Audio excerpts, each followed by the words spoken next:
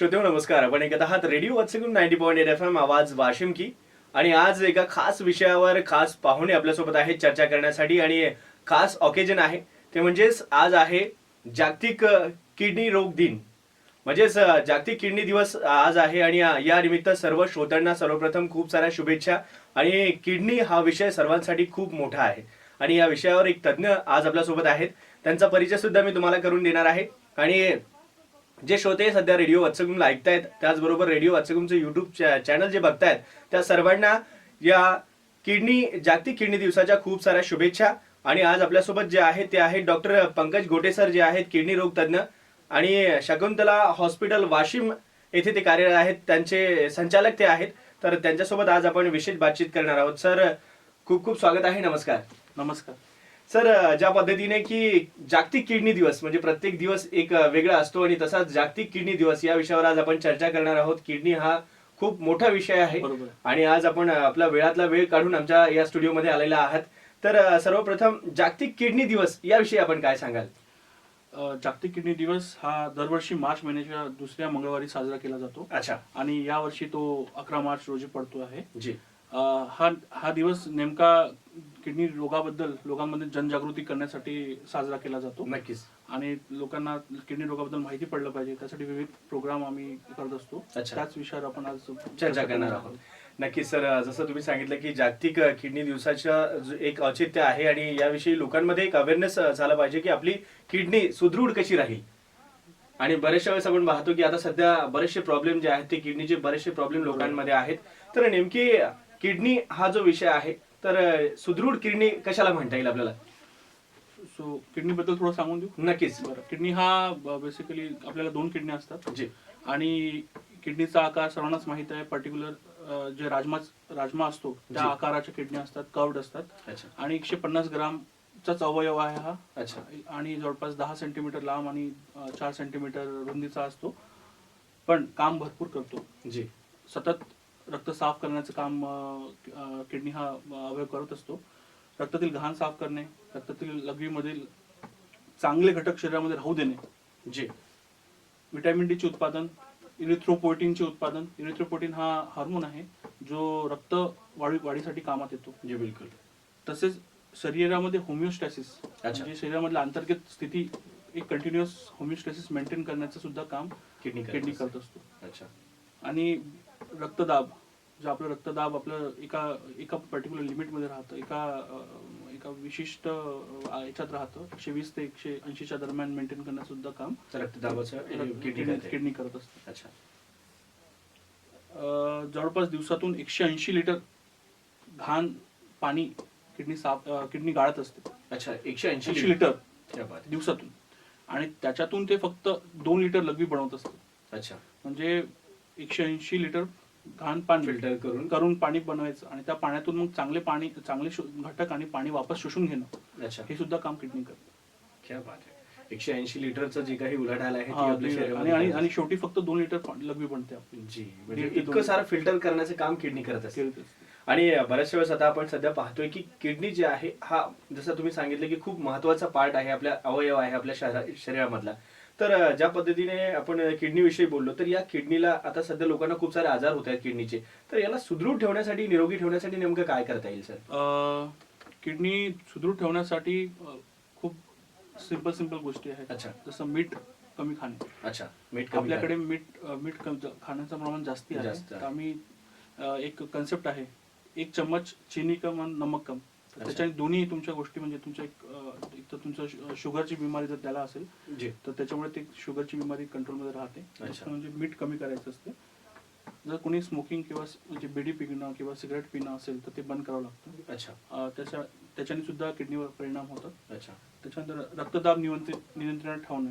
आता रक्तदाब आणि मधुमेह हे दोन्ही सायलेंट किलर्स आहेत. म्हणजे पेशंटला काही त्रास होत नाही आणि पेशंट त्यामुळे आपण खंगत जातो. आणि जेव्हा एक अवयव खराब होतो तेव्हा पेशंटला लक्षात येतं की त्याला मधुमेह आहे, रक्तदाब आहे.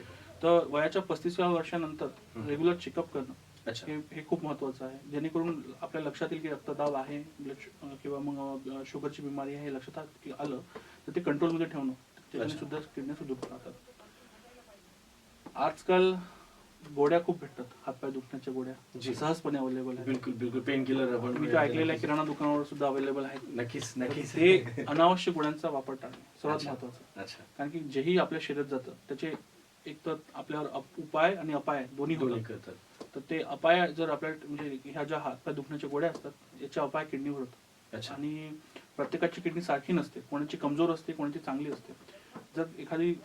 जर आपण गोळ्या खात राहिलो तर ते ज्यांची किडन्या कमजोर आहेत तर त्यांच्या किडन्या लगेच निकामी होऊ शकतात. अच्छा, म्हणजे जे काही पेन किलर हा, वारंवार खाण्याचा प्रकार जो आहे तो थांबवला पाहिजे. फक्त डॉक्टरच्या सल्ल्याने लिमिटेड काळा करता 7 दिवस 10 दिवस त्याच्यावरती जर गरज लागत असेल तर त्या स्पेशलिस्टची म्हणजे सल्ला घ्यायला पाहिजे जेणेकरून या पेन किलर जे आहेत ज्याला आम्ही एनिसाइड्स म्हणतो ते टाळायला हवं. अच्छा, नक्कीच. म्हणजे किडनी खराब करण्यामध्ये याचा खूप मोठा एक वाटा. आपल्याकडे ऍक्च्युली मी आता जे मी पेशंट बघत आहे नक्कीच, तर त्याच्यावर मला लक्षात आलं की आपल्याकडे आपल्या वाशिममध्ये दोन गोष्टी आहेत. एक तर हातापायाच्या गोळ्या खाणे आणि दुसरं म्हणजे किडनी स्टोन्स म्हणजे आपले मुतखड्याचा प्रकार. बिलकुल. मुतखड्यामुळे सुद्धा खूप पेशंट येतात की ज्यांच्या किडन्या खराब होतात. अच्छा, तर जसं तुम्ही आता सांगितलं की गोळ्या खाण्याचा प्रकार आणि मुतखड्याचा प्रकार असे जास्त प्रमाणात आपल्याकडे पेशंट आहेत, तर त्यांना आपल्याला नक्कीच आवाहन करता येईल की ज्या गोळ्या आहेत जसं तुम्ही सांगितले की डॉक्टरचा सल्ला घ्यायला पाहिजे, जास्त दिवस घ्यायला नको. हा, जेव्हा गरज आहे तेव्हा घेतलेलं बरं. पण काय होतं की एकदा माहित पडतं पेशंटला की आपल्याला या गोळीने आराम पडतो आहे, ती गोळी ते डॉक्टरच्या विदाऊट सल्ल्याने आणि ते स्वतःच आणतात आणि स्वतःच घेतात. आणि मी जसं सांगितलं किराणा दुकानावर सुद्धा या गोळ्या अवेलेबल आहेत खास करून गावामध्ये. आणि मेडिकल नाही आहेत. आणि मी यंग पेशंट बघत आहे ज्यांच्या किडन्या खराब झालेल्या आहेत. फक्त त्यांच्यामध्ये काहीच बाकी म्हणजे त्यांना मधुमेह नाही, ब्लड प्रेशर नाही, पण त्यांचे फक्त एकच त्यांनी हे सांगितलेलं की ते गोळ्या खात होते. जी, म्हणजे ज्या पद्धतीने आता आपण समाजामध्ये बघतो की त्या व्यक्तीला काहीच व्यसन नाही काही नाही तरी किडन्या खराब झाल्या. तर अशा लोकांमध्ये कारण की प्रत्येकाची किडनी सारखी नसते. नक्कीच. कोणाला 1000 गोळ्या खाऊन सुद्धा काही होणार नाही आणि कोणाला 10 गोळ्या खाऊन सुद्धा त्यांच्या किडन्या खराब होऊ शकतात. ही गोष्ट लक्षात घेण्यासारखी आहे. बिलकुल बिलकुल. म्हणजे ज्या पद्धतीने तुम्ही सांगितलं की बरेचसे व्यक्ती आपण ऐकण्यात असते की त्याला काही व्यसन नाही आहे, स्मोकिंग करत नाही, काहीच न करताना सुद्धा त्याच्या किडन्या रिकामी होऊ शकतात. तर त्याचं रिझन असं असू शकते. क्या बात आहे. तर असं ज्या पद्धतीने तुम्ही सांगितलं की ह्या जर गोष्टी आपण टाळल्या तर आपली जी काही किडनी आहे ती निरोगी राहू शकते. निरोगी राहू शकते. अच्छा, याच्या व्यतिरिक्त काय उपाय आहेत की ज्याच्यामुळे आपण आपल्या किडनीला निरोगी ठेवू शकतो? भरपूर पाणी पिणे. आपल्याकडे उन्हाळा आता खास करून उन्हाळा आणि गरमी, आपल्याकडे गरम वातावरण आहे, दमट वातावरण आहे. नक्कीच. त्याच्यामुळे शरीरातलं म्हणजे बेसिकली पाण्याचं प्रमाण कमी होऊन बिलकुल त्याच्यामुळे कॉन्सन्ट्रेशन युरिनचं वाढतं लघवीतलं आणि काय होतं की मग हे किडनी स्टोन बनणं किंवा मग बाकीचे परिणाम होणं त्याच्यामध्ये होऊ शकतं. त्यामुळे भरपूर पाणी पिणे हा एक सर्वात चांगला उपाय. 1.5 ते 2 लिटर पाणी कमीत कमी आणि उन्हाळ्यामध्ये खास करून 500 ml आणखी म्हणजे जवळपास 2.5 लिटर पर्यंत पाणी पिलं तरी काही हरकत नाही. अच्छा, जास्तीत जास्त पाणी ज्याला म्हणतात त्याच्यामुळे लघवी साफ यायला पाहिजे आणि पाणी यायला पाहिजे. नक्कीच. बरं, एखादा असं काही आहे का की आपली किडनी खराब आहे किंवा किडनीमध्ये काही प्रॉब्लेम होत आहे, असा एखादा ज्याला म्हणूयात आपण संकेत एखाद्या पेशंटसाठी की तुम्ही या गोष्टीवर लक्ष ठेवायला पाहिजे, म्हणजे डॉक्टरांकडे जायला पाहिजे जर असे काही तुम्हाला आढळलं की या पद्धतीने की तुमची किडनीवर काही परिणाम होत आहे, असे ज्याला आपण म्हणूया लक्षणं ज्याला म्हणूयात आपण. दुर्दैवाने काय होतं की किडनी जेव्हा किडनी खराब होते तेव्हा किडनीमध्ये काही सुरुवातीचे जे परिणाम असतात ते बिलकुल म्हणजे पेशंटला काहीच समजतच नाही, त्रास नसतो. ब्लड प्रेशर वाढलेलं असते पण आपण मोजत नाही. किंवा मग लघवीमधून रात्री लघवीला वारंवार उठावं लागतं, ते एक सिम्पटम्स असतं. आणि मी इकडे जे आपल्याकडे बघत आहे ते जे युजली म्हणतात की पायावर सुजन येते, चेहऱ्यावर सुजन येते, म्हणजे किडनीचा आजार असतो. पण मी आपल्याकडे जे बघत आहे पेशंट ते जास्तीत जास्त पेशंट ना काही सुजन नसतं आणि त्यांचे ब्लड प्रेशर खूप जास्त असते कारण की त्यांना लक्षातच येत नाही की त्यांच्या किडन्या खराब होत आहे. पण जेव्हा भूक नाही लागत, मग वारंवार उलट्या होतात, त्यांना जेवण जात नाही, वजन कमी व्हायला लागतं, मग तेव्हा लक्षात येतं काहीतरी बिमारी आहे. आणि जेव्हा ते एखाद्या फिजिशियनकडे जातात किंवा डॉक्टरकडे जातात आणि चेकअप होते तेव्हा माहित पडतं की किडनी खराब आहे. त्यामुळे दुर्दैव आहे ऍक्च्युली. त्यासाठीच मी म्हणतोय की एक तर या मी ज्या गोष्टी सांगितल्या त्या पाळणं आणि दुसरी गोष्ट म्हणजे रेग्युलर चेकअप करणं. ह्या 2 गोष्टीशिवाय आपल्याकडे पर्याय नाही. पण ब्लड प्रेशर चेक करायला हवं 35व्या वर्षानंतर आणि मधुमेहाची बिमारी नक्कीच चेक करायला पाहिजे. याच्या व्यतिरिक्त खूप वेळा डोळ्यांनी कमी दिसणं ही एक प्रकार होऊ शकतो ब्लड प्रेशरमुळे. त्या पेशंटला दिसत नाही. लघवी कोणाची कमी होते, अंगावर सुजन येणे, हे सुद्धा प्रकार आहे. ही लक्षणं आहेत. ही लक्षणं आहेत. नक्कीच ज्या पद्धतीने तुम्ही सांगितलं आणि तुम्ही एक विशेष गोष्ट सांगितली की आपल्या जिल्ह्यामध्ये हे जाणवत नाही, सुजन येणे किंवा चेहऱ्यावर हा प्रकार कमी आपल्या जिल्ह्यामध्ये. बिलकुल. आणि आपल्या जिल्ह्यामध्ये जे पेशंट येऊन राहिले ते विदाऊट म्हणजे त्यांच्या पायावर हातावर सुजन नसते, आणि जी ती सुजन येते तेव्हा तो खूप उशीर झालेला असतो. अच्छा, म्हणजे त्याच्या लक्षात ज्यावेळेस यायला लागते त्यावेळेस खूप उशीर झालेला असतो. म्हणजे नक्कीच आपल्या श्रोत्यांना आपल्याला सांगायला हे होईल की आपली जे काही थोड्या गोष्टी, जसं डॉक्टर साहेबांनी आपल्याला सांगितलेलं आहे की चेहऱ्यावर सुजन असेल किंवा मग तुम्हाला काही त्रास जाणवत असेल तर नक्कीच तुम्ही नियमित चेकअप करणे गरजेचं आहे. कारण ज्याला आपण म्हणूयात की मधुमेहाचं जसं तुम्ही सांगितलं की चेकअप करणे, ब्लड प्रेशर असेल तर हे नियंत्रित ठेवणं खूप गरजेचं आहे. यावरून आपल्याला आता समजायला येते की आपल्या जिल्ह्यामध्ये सरांनी सांगितलं की लक्षणं लगभग लोकांच्या लक्षामध्ये येत नाही की किडनी खराब होत आहे म्हणून. सर, याचबरोबर जसं आता तुम्ही सांगितलं की किडनीची जी लक्षणं आहेत की किडनी खराब होण्याची रोगाची लक्षणं ज्याला म्हणूयात आपण, तर तुम्ही आता सांगितले हे लक्षणं आहेत त्याचे, बेसिकली जे लक्षणं आहेत तर ते. याचबरोबर डायलिसिस म्हणजे नेमकं काय, की लोकांना बऱ्याच वेळेस काय प्रकार असतो म्हणजे डायलिसिस करणे, किडनीचं ज्यावेळेस डायलिसिस होतं, म्हणजे हा प्रश्न बऱ्याचशा लोकांच्या मनात असतं की डायलिसिस झालं, पण नेमकं काय झालं हे माहीत नसतं.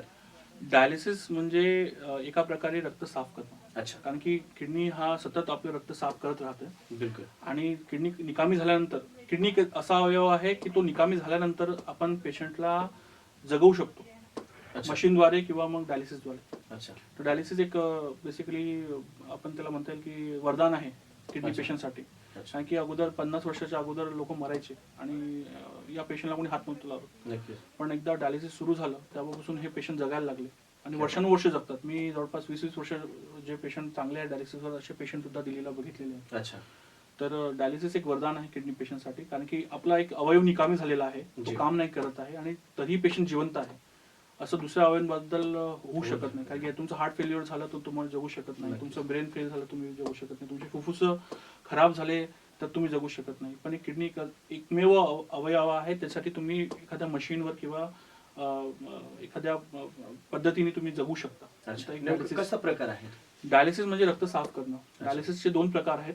डायलिसिस मध्ये एक हिमोडायलिसिस म्हणतो, जो की रक्त आपण बाहेर आणून रक्त एका मशीनमध्ये फिरून आपण पुन्हा पेशंटच्या शरीरामध्ये टाकतो, तर त्याला आपण डायलिसिस म्हणतो, हिमोडायलिसिस म्हणतो. आणि एक दुसरं आहे पेरिटोनियल डायलिसिस.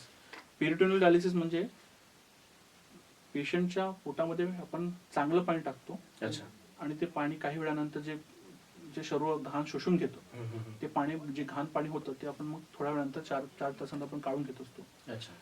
हिमोडायलिसिस साठी तुम्हाला बेसिकली हॉस्पिटलमध्ये जाऊन यावं लागेल. 4 तासात 3 तासाचं डायलिसिस असतं.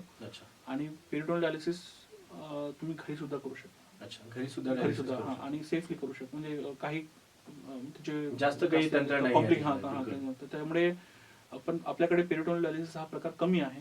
आणि गव्हर्नमेंटच्या स्कीम सुद्धा तात्पुरत्या आहेत आणि तज्ञ नसल्यामुळे आणखी एक परेशानी आहे. पण आता मी इथं आलेलो आहे, तर आता मी पेरिटोनियल डायलिसिस बद्दल जनजागृती आणि पेशंट वाढवण्याचा प्रयत्न करेन.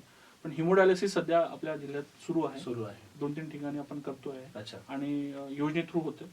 त्यामुळे पेशंटला खूप आर्थिक म्हणजे भुर्दंड पडत नाही योजनेमध्ये असल्यामुळे. नक्कीच सर, ज्या पद्धतीने तुम्ही सांगितलं की डायलिसिस म्हणजे नेमकं काय आहे आणि ते कशा पद्धतीने केलं जाते, त्याचबरोबर आर्थिक भुर्दंड सुद्धा तुम्ही सांगितलं की गव्हर्नमेंटच्या स्कीम मधून सहज होऊ शकते. आता काही वर्ष अगोदर हिमोडायलिसिस म्हटल्यानंतर अकोल्याला पडावं लागायचं लोकांना, पण आता वाशिम मध्येच सोय झालेली आहे. सर्वात महत्वाची सोय सुद्धा झालेली आहे, पण गव्हर्नमेंट स्कीम असल्यामुळे नक्कीच खूप सोपं झालं आहे पेशंटला. नक्कीच. म्हणजे ज्या पद्धतीने तुम्ही सांगितलं की किडनी निकामी झाली म्हणजे पेशंटला एक मोठा झटका बसतो, पण तरी सुद्धा तो जिवंत राहू शकतो डायलिसिसच्या माध्यमातून. आणि ते डायलिसिस सुद्धा अतिशय म्हणजे आपल्याला गव्हर्नमेंट स्कीम मध्ये सहज उपलब्ध झालेला आहे. जी. तर सर, ज्या पद्धतीने तुम्ही सांगितलं की किडनीची ज्या पद्धतीने डायलिसिस होतं, पण याचबरोबर आपला जे भाग आहे वाशिम जिल्हा आहे, तर याच्यामध्ये किडनीच्या तपासणीबद्दल काय तुम्ही सांगाल की कमी होते किंवा जास्त होते? किडनीच्या तपासणी करतात का लोक? किडनीची तपासणी म्हणजे बेसिकली आम्ही सिरम क्रिएटिनिन आणि सिरम युरिया लेवल्स करत असतो. सिरम क्रिएटिनिन ही जी तपासणी आहे युजली जर पेशंटला काही परेशानी असली तरच होते. पण आता जसं मी म्हटलं, जे पेशंट ब्लड प्रेशरचे आहेत किंवा ज्यांना ब्लड प्रेशर आहे, बीपी आहे किंवा ज्यांना शुगर आहे, मधुमेह आहे, अशा पेशंट्सनी रेग्युलरली म्हणजे वर्षातून तरी एकदा क्रिएटिनिनची किंवा तपासणी केली पाहिजे, जेणेकरून जर काही त्याचा अपाय असेल, त्या मधुमेहाचा किंवा ब्लड प्रेशरचा जर किडनीवर काही अपाय असेल तर सिरम क्रिएटिनिन हीच एक तपासणी आहे ज्याच्यामध्ये आपल्याला माहित पडेल. आणि जर ते थोडे वाढलेलं असेल तर ते चिंतेचं कारण आहे. अच्छा. कारण की जवळपास दोन्ही किडन्या 50% निकामी होईपर्यंत सिरम क्रिएटिनिन ही तपासणी वाढत नाही. अच्छा. तर ही सिरम क्रिएटिनिन हे लेट मार्कर आहे, म्हणजे उशिरा सांगणारी गोष्ट आहे, लगेच वाढत नाही. पण हे जे वाढलेलं आहे हे म्हणजे एक त्याचं एक त्याला म्हणतो आपण लक्षण म्हणू शकतो आपण किडनी रोगाचं. आणि मग त्याच्यानंतर आपण बऱ्याच टेस्ट करून त्याच्यामध्ये आपण माहिती करू शकतो की कशामुळे होऊन राहिलं, नेमकं त्याच्यामध्ये आपण काय त्याला पेशंटला मदत करू शकतो. तर ह्या सर्व गोष्टी सिरम क्रिएटिनिन ही तपासणी सांगते ऍक्च्युली. अच्छा. तर ही तपासणी आपल्याकडे होते? हा, आपल्याकडे फ्रीली अवेलेबल आहे. युजली फिजिशियन्स आणि सर्व जनरल प्रॅक्टिशनर सुद्धा करत आहेत. अच्छा. पण मी जसं सांगितलं खूप कमी पेशंट मध्ये होते, कारण की गरज पडत नाही. तर त्यामुळे जे मधुमेह किंवा ज्यांना शुगरची बिमारी आहे किंवा उच्च रक्तदाब ज्यांना आहे त्या लोकांनी सुरुवातीला ज्या दिवशी त्यांचं डायग्नोसिस झालेलं आहे, त्यांना माहित पडलेलं आहे की त्यांना आहे, तेव्हा चेक करणं आणि वर्षातून एकदा तरी चेक करणं हे गरजेचं आहे. कारण की मी तुम्हाला सांगितलेलं आहे की मधुमेह आणि रक्तदाब हे दोन्ही सायलेंट किलर आहे, म्हणजे पेशंटला काहीच माहित पडत नाही आणि हे सुद्धा हवे आतून खराब करत जातं शरीराला. त्याच्यामुळे सिरम क्रिएटिनिन एक मात्र आपल्याकडे उपाय राहत जातो की ते चेक केल्याशिवाय माहित पडत नाही. नक्कीच सर. याचबरोबर जसं डायलिसिस संदर्भात माझ्या डोक्यामध्ये एक प्रश्न आला की जसं आता आपण चर्चा केली डायलिसिस वरती, एक वेळ जर डायलिसिसवर पेशंट गेला तर नंतर डायलिसिस बंद होतं का? सो किडनी आजाराचे काही प्रकार आहेत. आम्ही त्यांना अॅक्यूट किडनी इंजुरी आणि क्रोनिक किडनी डिसीज म्हणतो. अॅक्यूट किडनी इंजुरी म्हणजे पेशंट आता तात्पुरती त्याची किडनी खराब झालेली आहे, त्याला काही इन्फेक्शन आहे किंवा त्याचं ब्लड प्रेशर कमी होतं किंवा मग त्याला आता काही हार्ट अटॅक आलेला आहे किंवा त्याची शुगर खूप जास्त वाढलेली आहे. अशामध्ये काय होतं की तात्पुरती किडनी खराब होते. तर अशा पेशंटमध्ये जर आपण डायलिसिस केलं तर ते एकदा तर थांबू शकतो. कारण की किडनी स्वतःहून हिल होणारा म्हणजे स्वतःहून बरा होणारा ऑर्गन आहे. त्याला स्वतः काही दिवस जसं एखादी जखम झाली ती भरून निघते, तशी किडनीची जी जखम होते ती भरून निघते. पण ही तात्पुरती असते, तात्पुरत्या स्वरूपाची असते. आणि क्रोनिक किडनी डिसीज म्हणजे जे वर्षानुवर्ष किडनीवर परिणाम होऊन राहिलेला आहे, रक्तदाबाचा, मधुमेहाचा, तुमच्या पेन किलरचा, त्याच्यामुळे किडनी हळूहळू खराब होत जाते. आणि अशा पेशंटमध्ये मात्र एकदा डायलिसिस सुरू झालं तर शक्यतः किडनी म्हणजे डायलिसिस बंद होत नाही. अच्छा. आणि खूप वेळा मी बघितलेला इथे आता लोक काही दिवस डायलिसिस करतात अकोल्याला जाऊन आणि मग इथे येऊन बंद करून टाकतात. आणि मग शेवटी काय होतं की ते जेव्हा त्यांची एकदम खराब हालत होती तेव्हा ते धावत पडत येतात. तर माझं एवढंच म्हणणं आहे की एकदा त्यावेळेस उशीर होऊन जातो आणि जीवावर व्यक्त पेशंटच्या, आणि खर्च तो होतोच वेगळा, कारण की आयसीयू मध्ये ऍडमिट करणं याच्यामध्ये. तर त्याच्यामुळे जर डायलिसिस व्यवस्थित जर सुरू केलेलं आहे, रेग्युलर चालू ठेवलेलं तर बरं राहतं. कारण की तुमचं जीव तुमचा चांगला राहतो, पेशंट चांगला राहतो डायलिसिसमुळे. पेशंट ही जादू आहे ऍक्च्युली. पेशंट डायलिसिस टाकल्या पेशंटला 2-4 डायलिसिस झाले की त्याला भूक लागायला लागते, तो चालायला लागतो, म्हणजे किडनीचं वर्क सुरू होऊन जातं. हा, किडनीचं आपण वर्क त्या मशीननी करून घेतो. प्रत्येक काम नाही करून घेऊ शकत, किडनी खूप कॉम्प्लिकेटेड किंवा मग खूप जटिल ऑर्गन आहे. पण त्याचं जे मेन काम आहे की रक्तातील टॉक्झिन्स आहे किंवा मग जे जहर तयार होते शरीरामध्ये ते बाहेर टाकणं, ते आपण त्या मशीनद्वारे करू शकतो. क्या बात आहे. म्हणजे ज्या पद्धतीने तुम्ही सांगितलं की डायलिसिस वर गेल्यानंतर सुद्धा काही पेशंट येऊ शकतात, पण त्याच्यासाठी तुम्हाला येऊन दाखवावं लागेल. आपल्याला माहित पाहिजे तो कोणत्या प्रकारात मोडतो, अॅक्यूट किडनी मध्ये मोडतो किंवा क्रोनिक किडनी डिसीज मध्ये मोडतो. त्याच्यानुसार आपण इथे पेशंट वाचवलेले आहेत ऍक्च्युली. डायलिसिस वर गेलेले पेशंट आपण वापस आणलेले आहेत. क्या बात आहे. म्हणजे बरेचसं काम आपल्या जिल्ह्यामध्ये सध्या सुरू झालं. जी सर, ज्या पद्धतीने आपण डिस्कस करतोय तर मला हे पण म्हणायचं की आपल्या या भागामध्ये मुतखडा जो प्रकार आहे हा खूप जास्त आहे. हो. आणि याच्यावरती जे आहे की नेमकं कशामुळे हे होतो आणि त्याचं निदान म्हणजे त्याच्यावरती कशा पद्धतीने काळजी घ्यायला पाहिजे पेशंट?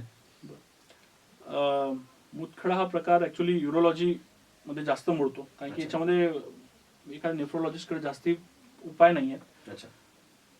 पण युरोलॉजिस्ट म्हणजे बेसिकली सर्जन जे असतात ते काढून टाकण्याचं काम करतात. पण सर्जन हे बघत नाहीत की ह्याला का होऊन राहिलं. अच्छा. म्हणजे त्याचं जे मूळ कारण आहे की बा हे का होत आहे किंवा मग याच्यामध्ये आपण काय करू शकतो, काढून हे एकच सर्जनचं काम आहे. पण हा नेहमी त्याच्यामुळे आता कालच एक पेशंट आले तर त्यांना जवळपास 6 ते 7 वेळा किडनी स्टोन झालेला. आता 6 ते 7 किडनी स्टोन झालेला, 4-5 वेळा ऑपरेशन होऊन सुद्धा किडनी स्टोन होतात. तर पण मग हा स्टोन वारंवार का होतो याची मीमांसा किंवा कारण मीमांसा सर्जन करत नाही, तर त्यासाठी नेफ्रोलॉजिस्ट असतो. तर मग आमच्याकडे भरपूर त्याच्यामध्ये आम्ही टेस्ट असतात, त्याच्यामध्ये आपण बघू शकतो की यांची किडनी म्हणजे याच्यामध्ये काय प्रॉब्लेम आहे की पेशंट काय स्टोन तयार करताय. मला जे लक्षात येते आपल्या भागात काय होतंय, आपल्या भागात एक तर बोरचं पाण्याचं प्रमाण जास्ती आहे. दुसरं आपल्या भागामध्ये ऊन म्हणजे बेसिकली जो उन्हाळा असतो हा खूप कडक असतो. बिलकुल. त्याच्यामुळे बऱ्याचपैकी लोकांनी पाणी पिऊन सुद्धा त्यांचं डिहायड्रेशन जे म्हणतो आपण, शरीरातलं पाण्याचं प्रमाण जे असतं ते कमी असतं. त्याच्यामुळे काय होतं की किडनी जी लघवी होते ती कॉन्सन्ट्रेट होते, म्हणजे त्याच्यामध्ये क्षाराचं प्रमाण खूप जास्त प्रमाणात असतं आणि ते क्षार काय होतात मग क्रिस्टलाइज होतात आणि त्याचा खडा बनतो. तर युजली ते उन्हाळ्यात सुरुवात होते आणि मग ते उमडतात हिवाळ्यामध्ये, कारण की बनणं सुरू होऊन जातं आणि मग हळूहळू मोठा जेव्हा होतो आणि किंवा किडनी स्टोन जेव्हा खाली उतरतो, किडनीच्या खाली उतरतो, तेव्हा मग युजली माझ्याकडे हिवाळ्यामध्ये पेशंट जास्ती असतील असं मला वाटतं. सुरुवात उन्हाळ्यामध्ये होते आणि हिवाळ्यामध्ये तयार होतं. तर आता उन्हाळा येतोय, मी एवढंच सांगू इच्छितो, एक तर मीठ कमी करणं सर्वात महत्वाचं, म्हणजे मीठ कमी करणं. दुसरं म्हणजे पाणी भरपूर पिणं. पाणी भरपूर पिणं म्हणजे ज्यांना मुतखडा आहे त्या लोकांनी रात्री झोपताना सुद्धा पाणी प्यायला पाहिजे. रात्री उठल्यानंतर लघवीला पुन्हा पाणी प्यायला पाहिजे, जेणेकरून लघवी जी आहे ती कॉन्सन्ट्रेटेड नाही होणार आणि त्यांचं मुतखडा बनण्याचं प्रमाण जे आहे ते कमी होईल. आणि दुसरं म्हणजे जर वारंवार होत असतील तर त्यासाठी स्पेशल टेस्ट असतात, त्या स्पेशल टेस्ट करावं लागतात. त्याच्यातून काय म्हणजे रिझन आहे ते एखाद्या वेळेस कळू शकतं आणि मग आपण ते टाळू शकतो. पदार्थ असतात काही जे बेसिकली किडनी स्टोन बनवण्यामध्ये मदत करतात. किडनी स्टोनचे काही प्रकार आहेत, युरिक ऍसिड स्टोन असतात, कॅल्शियम ऑक्झलेट स्टोन असतात आणि खूप वेळा काय असतात मिक्स स्टोन असतात. तर ते ज्या स्टोनच्या प्रकारावरून सुद्धा आपल्याला, म्हणजे स्टोन जर कोणी सर्जरीतून काढलेला आहे तो स्टोन आपण तपासण्यासाठी पाहू शकतो की तो कशाचा बनलेला आहे. आणि मोस्ट लाईकली कॅल्शियमचे स्टोन असतात, कॅल्शियम ऑक्झलेट आणि कॅल्शियम फॉस्फेटचे. तर त्याच्यानुसार आपण पेशंटच्या आहारामध्ये काही बदल करू शकतो. हे सर्व करून सुद्धा खूप वेळा स्टोन पुन्हा पुन्हा बनतात. तर त्यासाठी आपल्याला फक्त लक्षात घ्यावं लागेल की ज्यावेळेस स्टोन बनलेला आहे आणि तो लघवीचा मार्ग अवरुद्ध करतो आहे त्यावेळी आपल्याला ऑपरेशन करणं खूप अत्यावश्यक असतं. जर आपण त्याकडे लक्ष दिलं नाही तर आपल्याला जे दुखणं असते ते नाहीसे होऊन जाते काही दिवसात, पण तो स्टोन तिथेच पडून राहतो आणि तो किडनीला खराब करतो. ते स्टोन किडनीला खराब करतो कारण की तुमची लघवी खाली उतरून नाही राहिली आणि ती लघवी खाली उतरत नाही आहे, त्याचा अर्थ ती कुठे ना कुठे थांबून राहिली आहे. एक तर त्याच्यामध्ये इन्फेक्शन व्हायचा प्रकार होऊन जातो आणि बॅक प्रेशरमुळे काय होतं, किडनी खराब होऊन जाते. आणि खूप पेशंट मी बघितलेले आहेत ज्यांच्यामध्ये खूप मोठे मोठे स्टोन पडून आहेत, पण त्यांनी वर्षानुवर्ष त्याकडे लक्ष दिलं नाही, किंवा आयुर्वेदिक किंवा दुसऱ्या काही मेडिसिन घेत राहत, किंवा सांगितलं हे घ्या ते घ्या आणि ते घेत राहतात, पण किडनी स्टोन तसंच राहतो आणि काय होतं की काही वर्षांत त्यांची किडनी निकामी होऊन जाते आणि खूप वेळ गेलेला असतो. तर जेव्हाही असं झालेलं आहे की तुम्हाला त्रास झालेला आहे, किडनी स्टोन झालेला आहे, त्यावेळेस तुम्ही तो डॉक्टरला दाखवा आणि शहानिशा करून घ्यायची आहे की तू पडला की नाही पडला. काय होतं की लोकांना असं वाटतं की पडून गेला आणि त्यामुळे ते पुन्हा स्कॅन किंवा पुन्हा सोनोग्राफी किंवा पुन्हा एक्सरे करत नाहीत आणि त्याच्यामुळे काय तो स्टोन पडून राहतो आणि किडन्या खराब होतात. म्हणजे बऱ्याच वेळेस त्रास बंद होऊन जातो आणि तो स्टोन तसाच पडून राहतो, कारण की शरीराला सवय होऊन जाते त्याची. बिलकुल. जे प्रेशर वाढायचं असतं ते त्यावर तात्पुरतं वाढतं, ते प्रेशर वाढलं की दुखतं किडनीमध्ये, पण त्या प्रेशरची सवय झाली की म्हणजे अवयवाला म्हणजे याला शरीराला, तर मग दुखणं जे असतं ते नाहीच होऊन जातं. अच्छा, हा जो स्टोन आहे म्हणजे बिना शस्त्रक्रियेचा पण बारीक होऊ शकतो किंवा निघू शकतो का? आता स्टोन किती मोठा आहे आणि तो कुठे आहे याच्यावर सर्व डिपेंड असतं. नक्कीच. लहान स्टोन असतात ते आपोआप पडतात, त्याला मी किंवा कोणीही डॉक्टरनी काही दिलं तरी ते त्याला पडायचं तो पडणारच आहे. 5 mm च्या खालचे स्टोन सहज पडतात. 5 ते 10 mm च्या स्टोन मध्ये पेशंटला त्रास होतो आणि खूप वेळा ते 30 ते 40% पेशंट मध्ये पडतात, बाकीच्या पेशंट मध्ये ते अडकून पडतात. आणि जर तो 10 mm च्या वरचा असला तर मात्र सर्जरीची गरज पडते कंपल्सरी. तो डिपेंड असतं की कुठे आहे स्टोन, म्हणजे तो बेसिकली किडनीच्या किती दूर आहे, ब्लॅडर मध्ये आहे, कुठे ब्लॅडरच्या किती दूर आहे.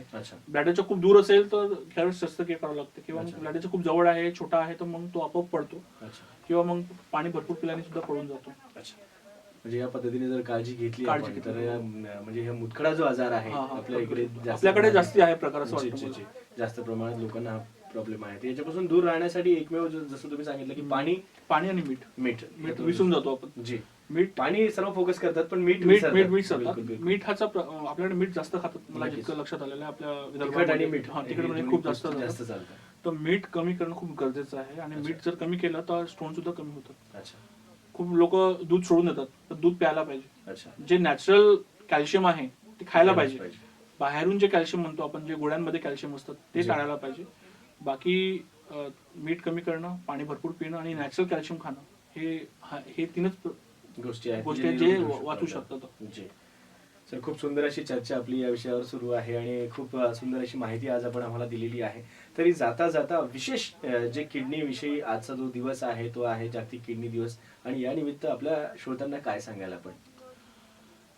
ऍक्च्युली या वर्षीचा जो किडनी दिवस आहे, जी जागतिक किडनी दिवस आहे, हा living well with kidney disease म्हणजेच किडनी रोगासह चांगले जीवन जगणे या विषयावर आहे. जी आता काय होतं की माझे डायलिसिस पेशंट्स आहेत इथे भरपूर, आणि काय होतं की हप्त्यातून 2दा येऊन तुमचं रक्त साफ करणं आणि एका प्रोसेससाठी तुम्हाला म्हणजे जवळपास हप्त्यातून 6 दिवसातून 2 दिवस 6 घंटे देणं. बिलकुल. आणि वाशिम पासून जवळपास रिसोडवरून येतात, कारंजावरून येतात आणि मंगळूरवरून सुद्धा पेशंट आपल्याकडे दुरून येतात, आणि येणं जाणं आणि थांबणं ह्याच्यामध्ये काय होतं की एक तर फॅमिली डिस्टर्ब होते आणि एक डिप्रेशन आमच्या पेशंट्स मध्ये येते. त्यामुळे ते काय की आणि ते बिमार आहेत म्हणून घरातच बसतात. तुम्ही माझ्या पेशंटला सांगत राहतो की तुम्ही घरात नका बसू, तुम्ही फिरा, तुम्ही तुमचे कामं करा.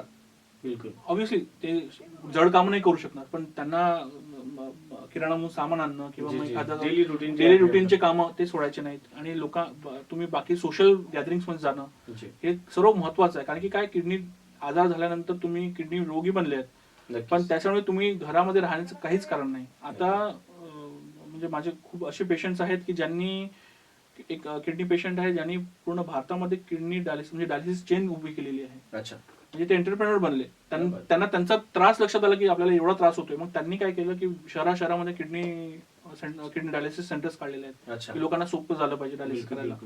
तर त्यांची सर्वात मोठी डायलिसिस सेंटरची मालिका आज त्यांनी उभी केली. एका किडनी डायलिसिस पेशंटने केली, डॉक्टरने नाही केली, एका किडनी पेशंटने केली. मी तर दिल्लीमध्ये मी जेव्हा तिथे होतो तेव्हा सीए लोक किंवा मग ऑफिसमध्ये जाणारे लोक डायलिसिसला यायचे आणि ते त्यांचं रुटीन करायचे आणि डायलिसिस सुद्धा करायचे. तर living well with the kidney disease म्हणजे किडनी रोगासोबत चांगलं जीवन जगायला पाहिजे माझ्या पेशंट. तर त्यासाठी आता एक माझा पेशंट आहे 24-25 वर्षाचा आहे, त्यांनी मधात 6 महिने बंद केलं डायलिसिस, आणि अचानक जसं म्हटलं की जीवावर त्याला आपण वाचवलं, आणि मग आता 2-3 महिने झाले तो बरा झालेला आहे, चांगला ठणठणीत आहे. मग मी त्याला सांगितलं नाही, तू घरी नाही बसायचं, तू काहीतरी काम कर. आणि तू कालच दाखवायला आला, सर म्हणे मी 4,500 रुपये कमवले म्हणे मागच्या महिन्यात. म्हटलं तुम्ही ऍटलीस्ट तू तुझं स्वतःचं उत्पन्न म्हणजे तू स्वतःची औषधी जरी केली तरी फॅमिलीसाठी भरपूर आहे, कारण की फॅमिली तुम्हाला सांभाळून घेऊन राहिलेली आहे. तर अशा प्रकारे आपल्याला म्हणजे डिप्रेशन जाता आपण आनंद जगू शकतात. तर आजचं जागतिक किडनी दिवसानिमित्त खूप छान औचित्य होतं आणि खूप सुंदर अशा पद्धतीने आपल्या श्रोत्यांना तुम्ही समजावून सांगितले की किडनीची कशा पद्धतीने सुरक्षा करायची आहे, त्याचबरोबर जर किडनीचा आजार तुम्हाला झालेला असेल तरी सुद्धा आनंदी जीवन जगता येतं. बिलकुल. तर सर, आज आपण वेळेतला वेळ काढून आमच्या या कार्यक्रमात आला. तर श्रोते हो, आपण ऐकत होतात जागतिक किडनी दिवसानिमित्त डॉक्टर पंकज गोटे सर आपल्यासोबत होते, आणि विशेष किडनी रोग तज्ज्ञ ते आहेत, आणि खूप सारे पेशंट त्यांच्याकडे असतात. त्याचबरोबर पेशंट सोबत हितगुज करण्यासाठी, श्रोत्यांसोबत हितगुज करून किडनीला कसं निरोगी ठेवायचं याविषयी चर्चा करण्यासाठी ते आज आपल्या स्टुडिओमध्ये होते. सर, खूप खूप धन्यवाद.